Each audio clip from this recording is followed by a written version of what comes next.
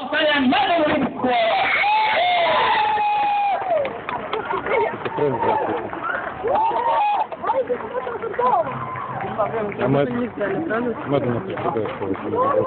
Šitie radīs papildus spiedienu. Svarīgi saprast, ka jūsu darbs arī nebija slikts. Patiešām viss darbs caur nakti sēdēju Latviju, un es saprotu, jūs arī prieku redzējāt, cik daudz un dažādas pārsteidzošas lietas cilvēki saskat Eiropā. Nu ko, sāksim pēc katram laureātam, jo, kā jūs saprotat, jau šejieni atbrauc ir konkursu laureāti. Tātad viņi ir atbraucis pēc balvām, pēc nopelnītām balvām un smaga zinātniska darba. Paskaties, daži no viņiem sarkani tāds, zinātniski viņi tur ir strādājuši. Balvu saņem Naujienes pamatskolā!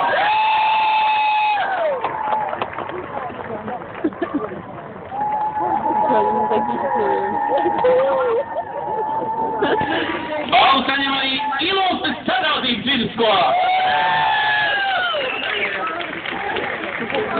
Interesanti, kā būs klājies Ilūstas pirmajai vidusskolai, tādēļ, ka Ilūstē ir vesels divas, es neteikšu konkurējošas, drīzāk draudzīgas skolas, bet katra no viņām izvēlējās pieteikties konkursā tomēr atsevišķām komandām. Viņiem izdevās, jo viņi ar divreiz lielākām iespējām gāja uz konkursu un viņas arī saņēma. Krāslavas valsts ģimnāzijā!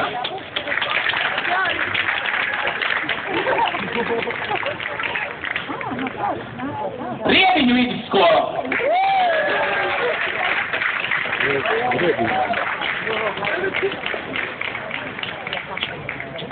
Tirznieks pamatskola!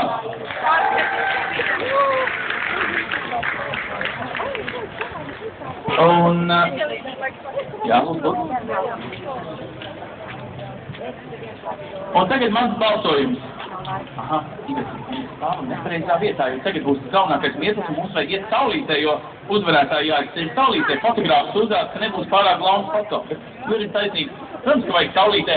Kā jūs domājat, ar divām skolām, kas mums vēl aplikušas, un tās ir Daugavpils 12. Hei! Vai Ilūstas pirmā? Kā jūs domājat, kuriem būs tā nopietnākā balva?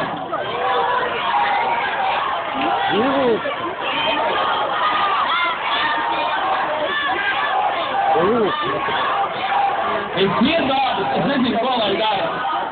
Bet visi šie rezultāti, un rezultāti ir tik maigs pārsvars, ka gan arī divas balvas pienāktos, divas pirmās lietas, bet, mēs tā nedrīkstam, jā, jābūt vienai.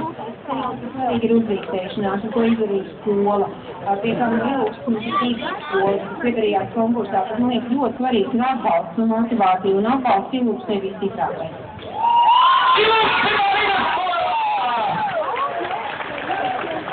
Bet otro prīmi galveno balvu saņem arī Daugavpils 12. vidusskolā.